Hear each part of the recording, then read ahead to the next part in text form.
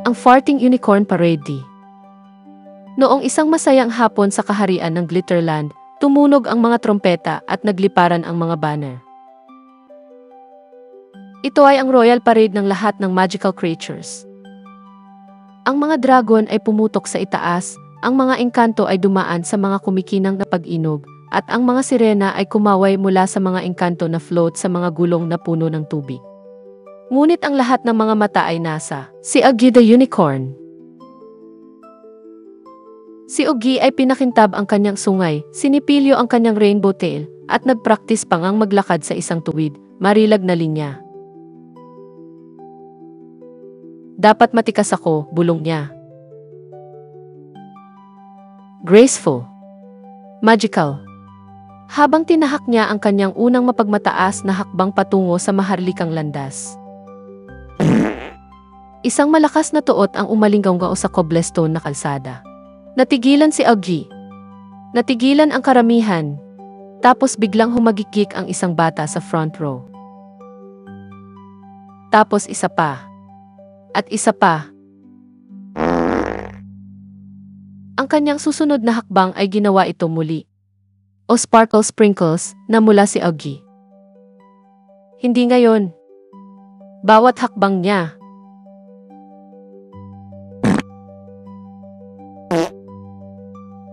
Mas maraming hagikik. Tapos buong tiyan natawa. Nabitawan ng mga knight ang kanilang mga sibat dahil sa sobrang pagtawa. Muntik nang mahulog ang isang jester sa kanyang unicycle. Hindi nagtagal ay nagsimulang gayahin ng mga bata sa karamihan ang mga tunog.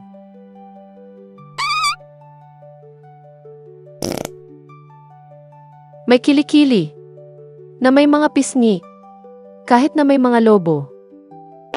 Si Oggy ay nahihiya.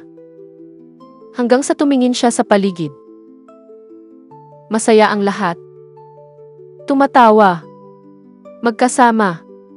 Isang masungit na wizard ang tumawa sa unang pagkakataon sa loob ng 100 taon.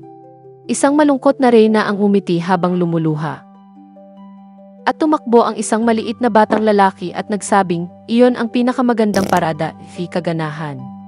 Napakurap si Oggy. Talaga? Tumango ang bata, pinatawa mo ang lahat. Hindi lang magic ang dinadala mo, nagdulot ka ng saya. At ganoon din. Tumayo muli si Oggy. Pinalambot ang kanyang mane at humakbang ng buong pagmamalaki.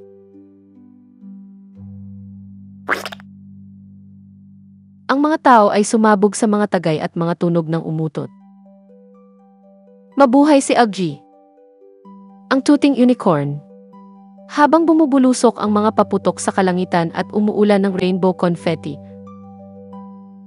kumindat si Oggy sa mga tao at nakangiting sinabi.